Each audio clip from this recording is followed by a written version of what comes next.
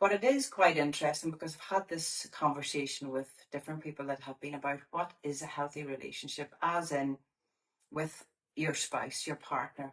What does a healthy relationship look like? And funny enough, everybody had different definitions of what that is. And I know for ourselves, we're very blessed. The couples that we interact with, they all have very healthy and loving relationships. Again, two different things. I researched this. What's the difference? So, but for someone, I suppose when you have grown up, whatever your parents' relationship was like, or the couples that you were surrounded with, it becomes the norm whenever we see behaviours that perhaps we see that arguments quite a lot are very normal, which this person did. They thought that arguments, and daily perhaps arguments, were quite normal in a relationship. Is that a healthy relationship?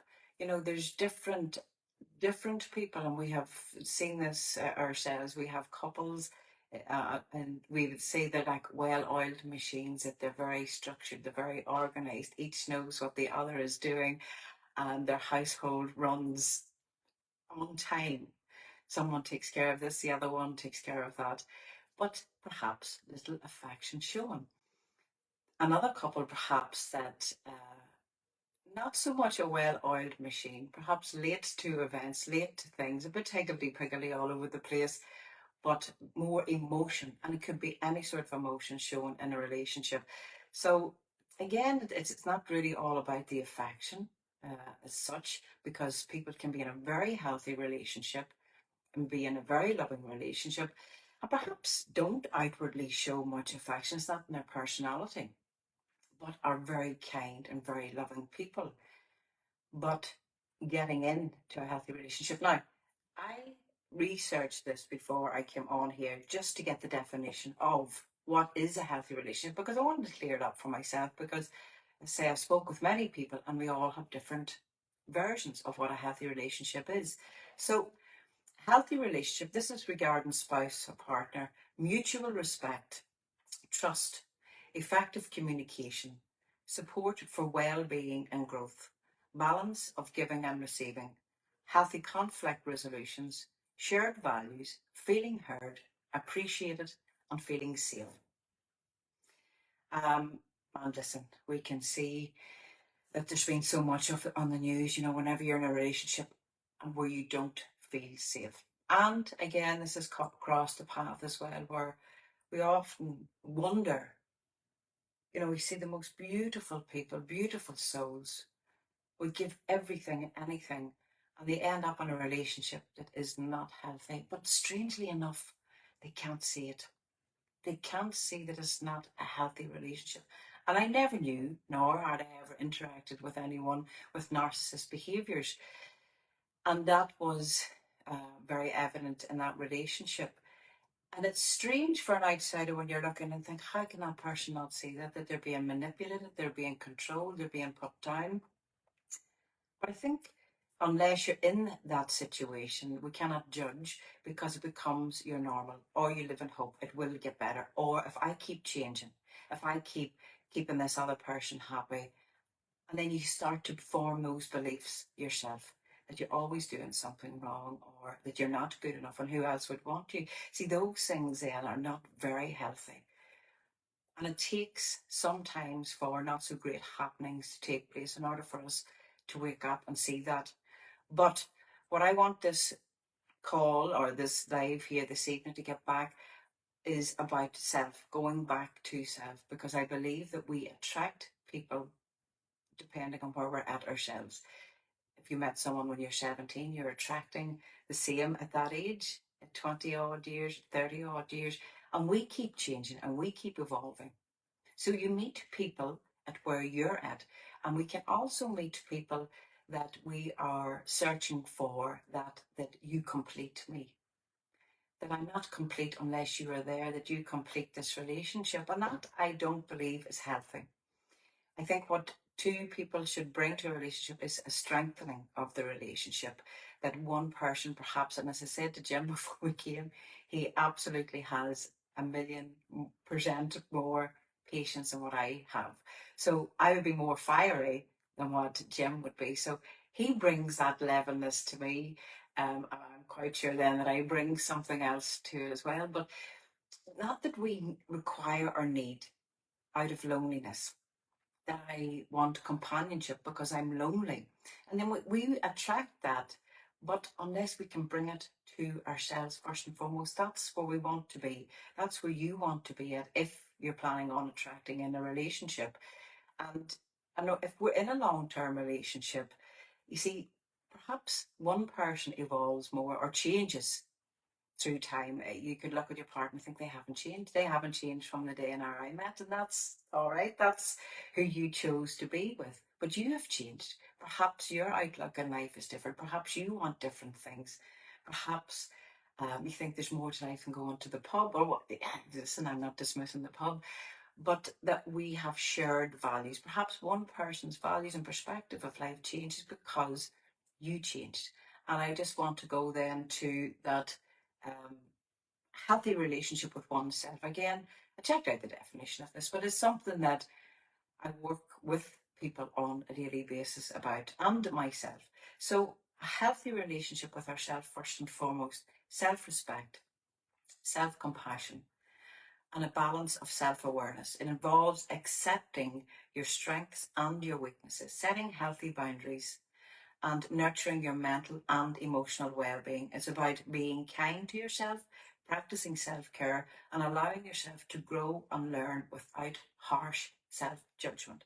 Now, I definitely have come across quite a lot of people, and as was myself too, um, self respect, boundaries, and then we attract at where we're at on those levels. And I believe that if you're at a place where the relationship has ended and it's spending that time with yourself, making sure that you have everything in place for you, that you look after yourself how you wish this person, whenever they step into your life, to treat you, that you make time for yourself, quality time, good time, in order to receive that back.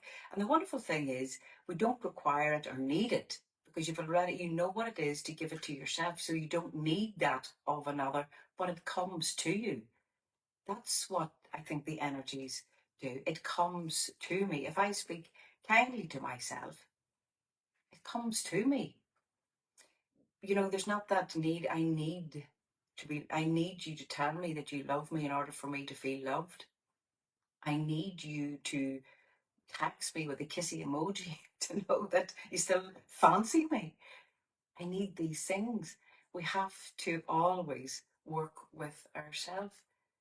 So we have asked those questions to ourselves. So what is a healthy relationship? First and foremost, what's a healthy relationship for myself? What are my boundaries? What are my values? Have I the ability to say yes and no to things that work for me or not work for me? Do I give time for myself? And I remember way back, I got an email, and I perhaps have mentioned this before, from a woman. I don't know who she was, but she sent me a message, and basically the message that she had been in a marriage for 30 odd years. Now the kids are growing up and all left. And it was just her and her husband. Now she was at a stage where she wasn't feeling so great, and the reason why she felt she wasn't feeling so great was because she hardly heard from the kids, and that her husband never told her he loved her. He never bought her anything really, birthday presents or Christmas presents, which is harsh, things like that. Um, but she wanted me to give her answers to cure them, to help her husband, to help her children, so that they would message her, that they would tell her that they love her, things that we just take as normal. But I asked her the questions. When was the last time that you looked in the mirror and said to that woman, I love you? When was the last time that you took yourself off and done something for yourself? When was the last time you treated yourself to something or done something for you? And she never replied. You see, it's not about fixing others. It's not about fixing. It's about where we're at ourselves. Our outside will reflect that back every time.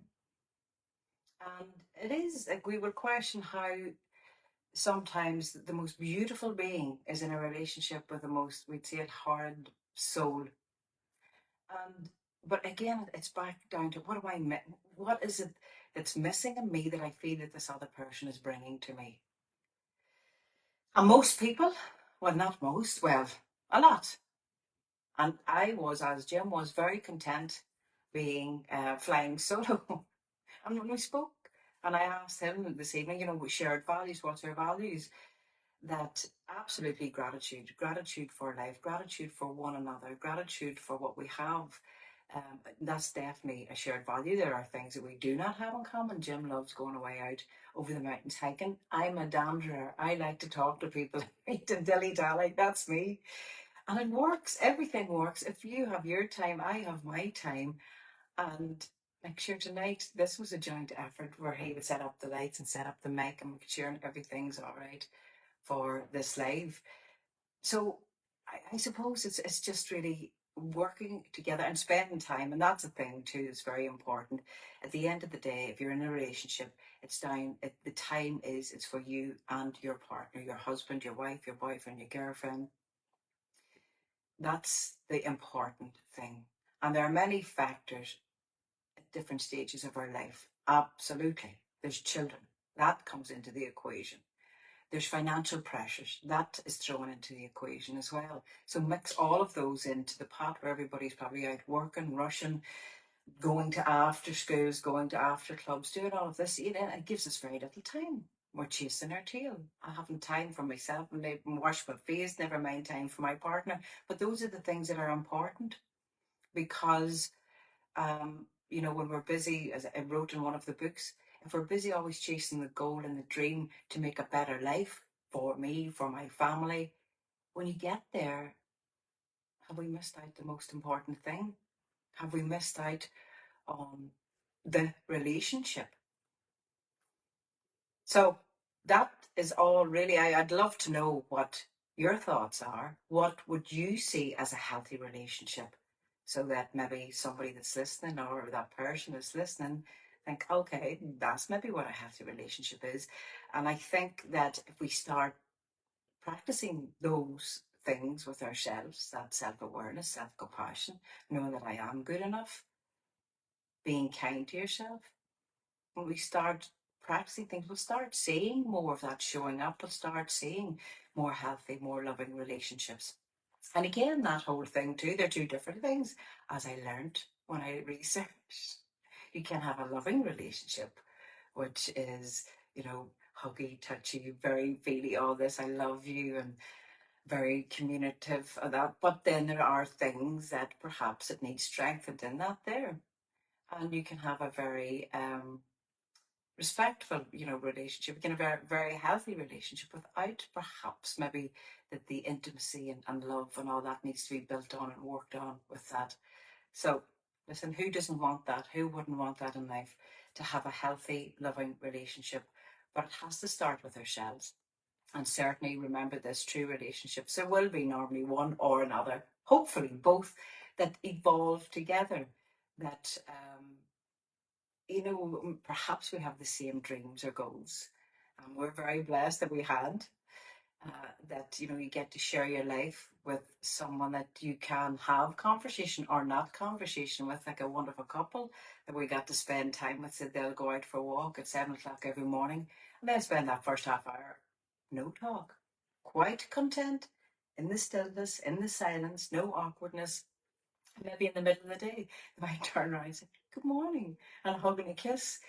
So I don't know. Look, I think of the couple. Remember in Father Ted, we also can have couples that perceived ideas of couples. God, aren't they so loving? And they could be like the couple in Father Ted once the door's closed, kill another. So never really base what you want on what other people have, because we never know. We never know what goes behind closed doors, what goes on or takes place, or what goes on within a person. What we show on the outside, perhaps internally, people could be suffering. People could be going through a lot that we don't see externally. So I'd love to know what your thoughts are on a healthy relationship. Do you believe that it is that you have to be it yourself, that you have to work it perhaps on yourself? Because if we're certainly thinking that we're not good enough, if we're seeing all of our flaws as our weaknesses rather than what I am good at, if we're seeing our inabilities, and we're wanting to attract a partner to make me feel a certain way, to make me feel loved, to make me feel whole, to make me feel complete, to make me feel not so lonely, I don't think that that's really great. They can bring and add to the relationship because you bring all of your greatness and they bring all of their greatness. And together, when it's made together, sure, it's great. It doesn't say we go without arguments, but again, it's that part of communication, which sometimes a lot of it goes amiss. Effective communication. How do we effectively communicate? If we're hurt, you want to be heard. Here's my viewpoint. And now I'm not saying that this is all the case, but a lot of the times women like to go through the whole litany. If a man has something to say, normally get to A to B in a very short space of time, or he switches off after a period of time. So advice, get to the point right and quick. But I think it's not, I don't know whether it's a woman thing. We want to share, this is how I am feeling. Remember, if you're sharing a conversation and you're coming from hurt, it's quite possible you'll receive more hurt back. It's how do I communicate this? If the other person chooses to take offense, well, we can only, it depends on your intentions. This is how I felt. Something happened and I felt this way. Perhaps give them an opportunity to explain. But as long as both parties are willing to listen, willing to have the conversation, that and not to get triggered and not to get hurt by that. But as I always say, never go to bed in an argument and never start a conversation when you're angry. And that takes a wee bit of self-discipline and holding back. And then the overthinking. It'll tick in, and then you'll conclude with 1,000,001 things. But that effective communication again starts with yourself. How are you speaking to yourself? How do you greet yourself in the morning?